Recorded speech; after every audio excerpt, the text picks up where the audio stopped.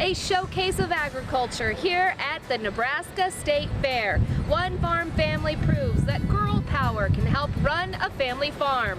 And with harvest coming up, big decisions being made for next year's planting season. Get advice as the season moves forward. You're watching NTV's Grow.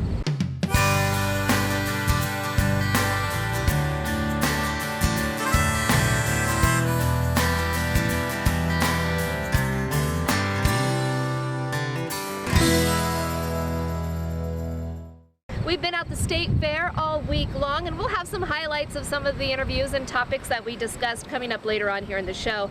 First of all, though, let's get to your headlines. A record fall harvest is expected here coming up soon, and the trains that are needed to transport the crop, they're expected to be there. It's a turnaround from the past 2 years when elevators across the upper Great Plains were overflowing, mountains of grain piled on the ground waiting for rail cars. The change is because of unprecedented spending on track upgrades, political pressure from farm state politicians, and a drastic decrease in trains hauling crude and freight to and from the Bakken oil patch. Nebraska and Kansas reach an agreement. The Cornhusker state can pump more water from the Republican River. This is all while ensuring Kansas eventually gets all the water it needs for one more year. The agreement extends similar ones reached for the past 2 growing seasons. Nebraska expects to pump about 35,000 acre-feet more than its share in 2016. In return, Nebraska will pump enough groundwater to the Harlan County Reservoir this winter and spring to help Kansas through next year's growing season. Arguments are being allowed over the scope of the injunction for the Waters of the U.S. rule. Nebraska and 12 other states requested the rule be stopped. Waters of the U.S. allows the EPA and Army Corps of Engineers to regulate some small waterways under the Clean Water Act. While the EPA says its rule still applies to the other 37 states, North Dakota's Attorney General says his reading of the ruling was that it goes for all 50 states. Here's some reaction from Farm Bureau. The other thing will then be to really permanently stop this, and so we'll continue to work with our congressmen and senators from Nebraska. They've been very supportive, very much understand how difficult this issue can be for farmers and ranchers, as well as really anyone that works with land developers, recreation people, all of those kinds of things. So this is a huge issue. It's probably going to take some time. It may end up in the Supreme Court, but hopefully the Congress will be able to deal with this issue as we move forward, and it would stop there. Senator Deb Fischer says the fight is far from over. She's joining other lawmakers in Washington drafting legislations that would stop the ruling altogether. First, the Federal Water Quality Protection Act. This would require the Obama administration to consult states before imposing federal regulations on state-owned water resources. Fisher also introduced the Defending Rivers from Overreaching Policies Act. It targets the science used by EPA to expand the definition of water. Several Nebraska landowners are still putting up a fight against plans to build the Keystone XL pipeline. Their recent written arguments in court. They argue the 2012 state law that allows TransCanada eminent domain is unconstitutional. Landowners won temporary injunctions stopping domain proceedings back in February. The pipeline project has been in limbo since. If built, it would dissect the state from north to south. The case will be heard in an O'Neill courtroom next month. A highly contagious livestock disease spreading concern in North Dakota. The vesicular stomatitis virus has been found in 29 locations across 5 counties in the state since July. The disease is transmitted by flies and midges. It infects mainly horses and cattle, though other animals, including swine and sheep, also are susceptible. The State Fair has really great livestock facilities, and well, guess what?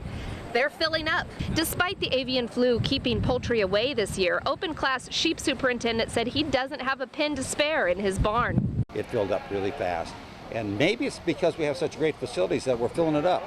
Maybe it's not the industry as much as people wanting to come and be part of this and all the fabulous facilities. Filling up the barn this year is a new way to compete. Open class pen of 3 lambs. Mueller says there were 11 entries in the first year.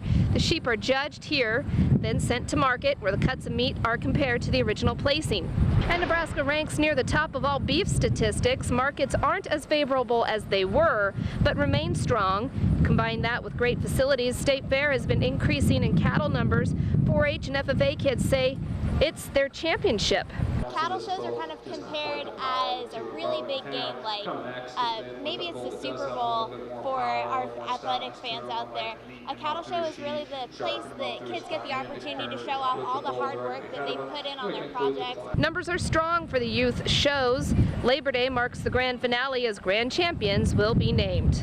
Another great thing out here at the Nebraska State Fair, it's a chance to educate others about agriculture, and it can begin with the birth of a new lamb or even a calf, even pigs. It happens in the birthing pavilion, and NTV's Megan Johnson takes a look.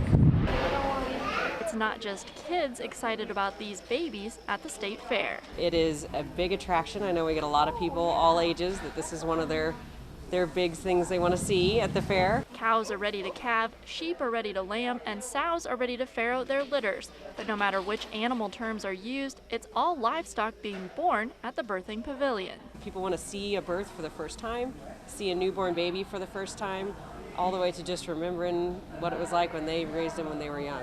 Emma Caranci and her family made it a stop on their trip to the fair from Columbus, saying they don't often get to visit a farm or ranch. What's neat about getting to come see these? That you get to come and see all the little baby pigs that have been born a little bit ago, and all the baby sheep. The volunteers and veterinarians who keep an eye on everything and answer questions fairgoers may have say it's a one-of-a-kind teaching tool. As part of Nebraska Extension, this is a big deal, getting out and getting in the public and letting them see that, you know, this is the beginning of animal agriculture. This is where it starts. Even people who do own them don't always get to see them newborn, so this is a cool opportunity. They call the state fair here the largest classroom in the state. Food is a huge part of the fair. Cooking demonstrations help connect kids to wheat, corn, beef, and other Nebraska products. Raising Nebraska's open year-round. Interactive exhibits that teach about our geography and natural resources and why this is a good place for agriculture. Kids come ready to soak it all in. I'm looking forward to seeing the big hog and the big cow. I'm looking forward to see the elephant show. And those who visit Raising Nebraska got a chance to learn what makes a balanced diet and how Nebraska agriculture contributes to that. It'll be harvest time before you know it, and we have some advice coming at you from an agronomist. Also, will it ever cool down? It might happen soon. Your grow forecast just ahead. Stay with us.